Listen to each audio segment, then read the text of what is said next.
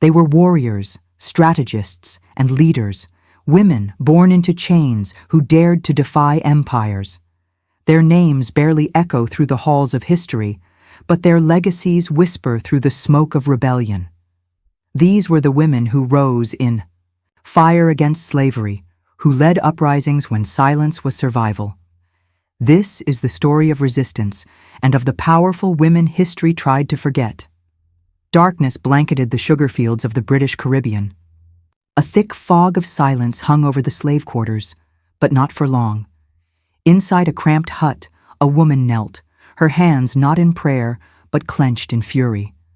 Her name was Nanny, a healer, a mother, a warrior. By dawn, her machete would glisten. With dew and revolution, across the ocean in Louisiana, another woman moved like a shadow among the cypress trees. Her name was Sanité Belair.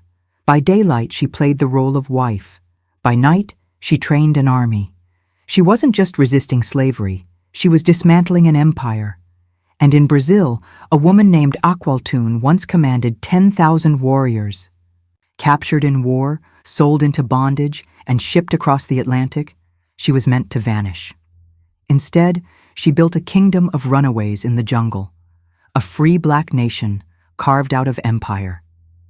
These women weren't exceptions. They were part of a hidden tradition, a sisterhood of fire and resistance buried by the victors. Their stories were silenced, their names erased, but not anymore. Because in today's episode of Forgotten Chains, we're unearthing the defiant legacies of the women who led slave rebellions and refused to die quietly. Between the 16th and 19th centuries, over 12 million Africans were forcibly transported across the Atlantic, torn from their homelands, families, and cultures. The transatlantic slave trade wasn't just a tragedy, it was an industrial machine powered by cruelty and greed. And it didn't just break bodies, it tried to erase identities, but resistance was never absent. History often paints the story of slave revolts as male-driven, a series of bold acts led by men with machetes or rifles. Yet buried beneath that narrative lies a far more complex and revolutionary truth. Women weren't just participants, they were instigators, leaders, generals, and spiritual anchors of resistance. Why don't we know their names? Because history is written by the powerful, and powerful women, especially those who defied the systems of slavery, colonialism, and patriarchy, were threats, so they were hidden, omitted, or dismissed. But the echoes of their leadership survive in oral histories, in fragments of colonial documents, and in the surviving descendants of the societies they helped build. This story matters not only because these women deserve recognition, but because their resistance still speaks. Today, as we confront racism, gender inequality, and the legacies of colonialism, remembering these women reminds us that change often begins with the courage to rise, even when it seems impossible. In this episode, we journey through time and across continents, from the Jamaican hills to the Haitian battlefields to the heart of the Brazilian jungle, to uncover the forgotten warriors of the slave rebellions. Their stories aren't myths. They are history, brutal, bold, and real. High in the blue mountains of Jamaica, far above the sugar plantations and British garrisons, a legend took root. A woman named Nanny, born in Ghana, raised in resistance. She was an Ashanti, trained in spiritual practices and guerrilla warfare. When she was captured and enslaved, she did not break. Instead, she escaped into the mountains and joined the Maroons, communities of runaway slaves who refused to kneel. But Nanny wasn't just a fugitive. She became a general. British records speak of a rebel woman leading ambushes, guiding raids, and using psychological warfare against colonial forces. One general wrote, "She uses witchcraft to blind our troops. Our men vanish in the trees like they are cursed." Of course, it wasn't magic, it was strategy. Nanny built intricate lookout systems, sound-based warning networks using conch shells, and escape routes disguised as forest paths. She would often position her fighters above trails, hidden in trees, launching surprise attacks with brutal efficiency. She wasn't just leading warriors, she was protecting a vision of freedom. By 1739, the British, exhausted and humiliated, signed a treaty with the Maroons. It was one of the first times the British Empire formally acknowledged a black sovereign community. Nanny's village, Nannytown, became a symbol of that victory. But you won't find many statues of her outside Jamaica. Even within history books, she's often reduced to myth. Yet to her people, she was real and remains a national hero of Jamaica. In the chaos of revolution, some rise not by chance, but by fire. Sanité Belair was born a free woman of color in colonial Saint-Domingue, now Haiti. But free was a technicality in a society where race dictated everything. She witnessed the cruelty of plantation slavery firsthand and chose to fight for a new world. When the Haitian Revolution erupted in 1791, Sanité didn't wait in the shadows.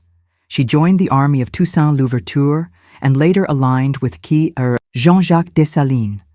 But she wasn't content to stand behind a man. Sanité commanded troops. She wore a uniform, wielded a saber, and led charges. One French officer wrote, "She fights like a man, but curses like a goddess." But she wasn't imitating men. She was redefining womanhood itself, on the battlefield. In 1802, she and her husband, Charles Belair, were captured by French troops. They were sentenced to death. Charles was to be shot. Sanité, guillotined. But in her final moments, Sanité chose defiance. She refused the blindfold. She looked her executioners in the eye and shouted, "Liberté ou la mort," freedom or death. When the blade fell, she became a martyr. And months later, Haiti would become the first black republic in the world. Yet today, most history books still focus on the men: Toussaint, Dessalines, Christophe. Sanité's name is often a footnote. But her blood watered the roots of freedom. In the dense rainforests of Brazil, a rebel city once stood, Palmares, a fortress of freedom that defied the Portuguese crown for nearly a century. At its heart was a lineage born of resistance, and it began with a woman, Aqualtune. She was a Congo princess and military leader. During a battle against Portuguese forces, she commanded an army of 10,000 soldiers. But defeat came. She was captured, chained, and shipped across the Atlantic. Most would have perished. But Aqualtune survived, and once in Brazil, she escaped into the jungle. There, among other escaped Africans and indigenous allies, she helped establish Palmares, a self-sustaining republic of fugitives. The Portuguese called it Quilombo. To them, it was a nest of rebels. To its people, it was a sanctuary. Aqualtune's children would carry on her legacy.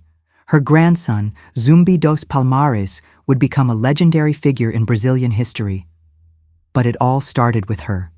We know little of her final years. She may have died in battle, or she may have lived to see her descendants defend Palmares until its fall in 1694. But what she built lasted longer than most empires expected. She wasn't just a survivor, she was a founder. And yet, outside of Brazil's black consciousness, movements, her name remains a whisper. Now, let's travel to 19th century Cuba. On a sugar plantation in Matanzas, a Yoruba woman named Carlota heard the cries of the whip. She had been trafficked from West Africa, where she once lived among warriors. She watched year after year as families were torn apart. Then, in 1843, she struck back. Carlota wasn't alone. Alongside another enslaved woman named Fermina, she helped organize a revolt across several plantations. They used drums, coded rhythms, to send messages in secret. When the signal came, Carlota led with a machete in hand. They burned the cane fields, stormed the overseers' houses, freed hundreds. It nearly worked. For months the rebellion spread, but betrayal came. Fermina was caught and tortured.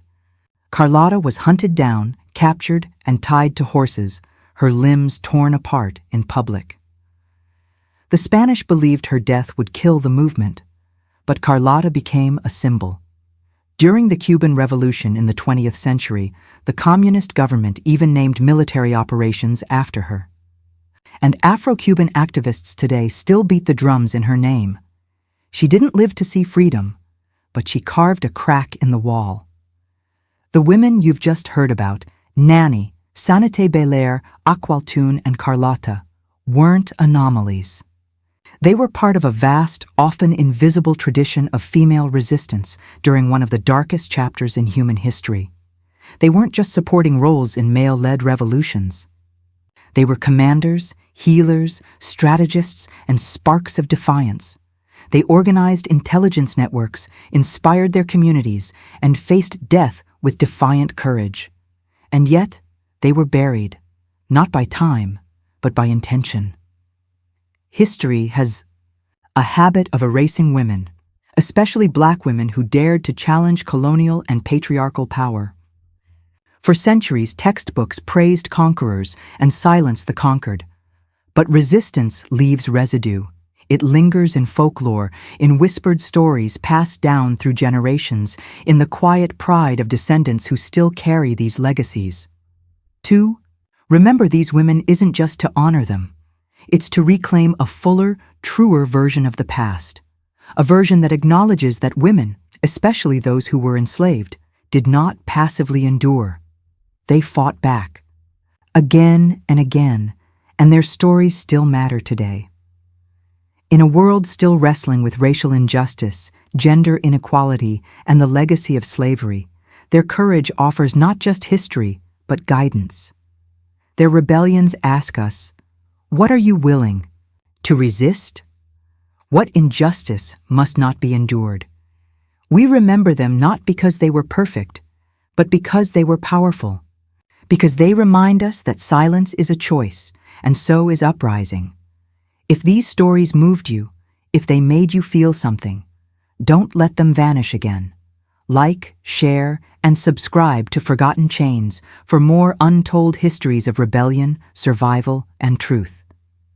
Your support helps bring these voices back to light. And if you want to go deeper, check out our next episode, The Slave Ship Rebellions You've Never Heard of.